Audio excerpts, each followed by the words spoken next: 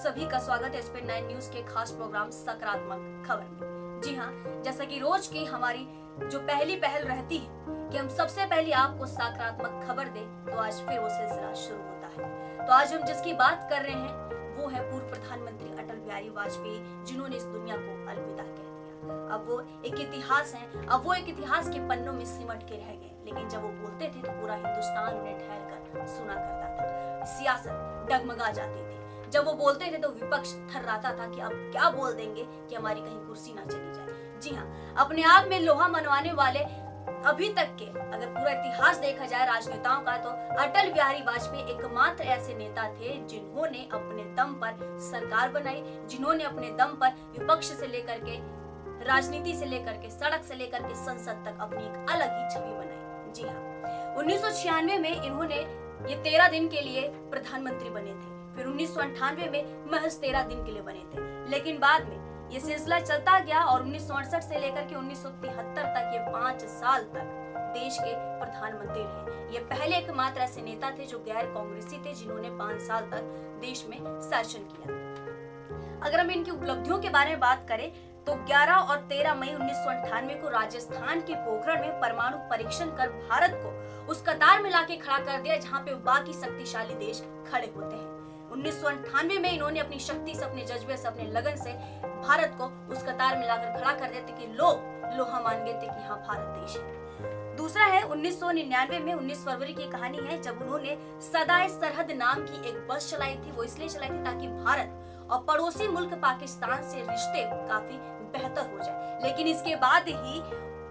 कारगिल युद्ध हो गया और कारगिल युद्ध के बाद दोनों देश में जो रिश्ते बेहतर हुए थे वो शून्य पर आकर फिर से टिक गए। ये खबर हम आपको इसलिए बता रहे हैं, ये बात हम आपको इसलिए बता रहे हैं क्योंकि ये एक ऐसे नेता थे जिनका नजरिया बिल्कुल अलग था उन तमाम नेताओं से जो सिर्फ चुनाव के वक्त जनता के सामने हाथ जोड़ के वोट मांगने जाते हैं, चुनावों के वक्त जनता के दुखों को सुनते हैं और चुनावों के वक्त ही घर घर जा करके उनके दुखों को जान करके उनके कल्याण के लिए नई नई योजनाओं के बारे में बताते हैं। लेकिन ये एक ऐसे नेता थे जो घर तो जाते थे, जो लोगों से तो बोलते थे, लेकिन बिल्कुल अलग तरीके से ये जो कहते थे वो करके दिखाते थे। इसलिए दुनिया आज इनका शोक मना रही है। पूरे हिंदुस्तान में एक अलग छवि रखने वाले अटल बिहारी वाजपेयी के बारे में जितना भी कहें उतना कम है, क्योंकि एक अच्छे नेता थे, एक अच्छे प्रवक्ता थे और एक अच्छे पत्रकार थे और एक अच्छे कवि थे। हर बात को ये चुटकियों में लेके बोलते थे, हर बात का कटाक्ष इनके पास एक कविता के तौर पे रहता था कि विपक्ष भी सुनने के लिए बैठा रहता था और कभी कभी तो विपक्ष खुद इनके सामने हार मान लेता था और कहता था कि भाई हम हार मान गए, आपके आगे कोई नहीं टिकने वाला है। अटल बिहारी वाजपेयी के बारे में हम जितना कहें उतना कम है। तो सकारात्मक खबर में अटल बिहारी वाजपेयी के बारे में हम जितना कुछ कहें उतना इसलिए कम है क्योंकि इनका नजरिया समाज को लेकर के, लोकतंत्र को लेकर के, पूरे हिंदुस्तान को लेकर के पॉजिटिव था, क्योंकि इनकी सोच ऐसी थी कि भारत को हम एक लेवल पे लेके जाए। इनकी सोच वो नहीं थी कि देश में देश कहीं खा करके, देश का कर वसूल करके, उन गरीब जनता के सपनों को डुबा करके, उन गरीब जनताओं के साथ जो वादे किए थे उनके साथ वादा खिलाफी करके देश को और जनता को, लोकतंत्र को, हिंदुस्तान को धोखा दे। ऐसा इनके साथ बिल्कुल भी नहीं था। एक दशक से दूर रहने के बाद भी राजनीति के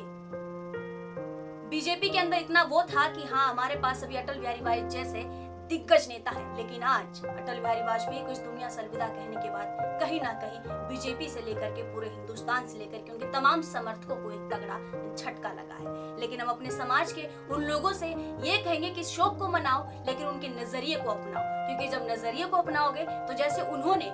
इस देश को एक से एक इतिहास दी है, एक से एक योजनाएं दी हैं जिससे समाज बदला, लोकतंत्र बदला, हिंदुस्तान बदला, तो उसी तरीके से हमें भी अपनी सोच बदलनी है, लोकतंत्र बदलना है और पूरा हिंदुस्तान बदलना है और हिंदुस्तान को वहां लेकर के जाना है जहां पर हमें जाना चाहिए। क्योंकि देश को आजाद हुए 72 साल हो गए और 72 साल में के दूसरे दिन ही देश को इतना बड़ा झटका लगा है, लेकिन इस झटके को शोक को ना लेकर के इनकी जो वादे हैं, उनके जो सपने थे उनको पूरा कीजिए ताकि समाज का कल्याण हो, हिंदुस्तान का कल्याण हो और सभी का कल्याण हो। बाकी देश और दुनिया की तमाम खबरों के लिए हमारे साथ बने रहिए, देखते रहिए स्पेन 9 न्यूज।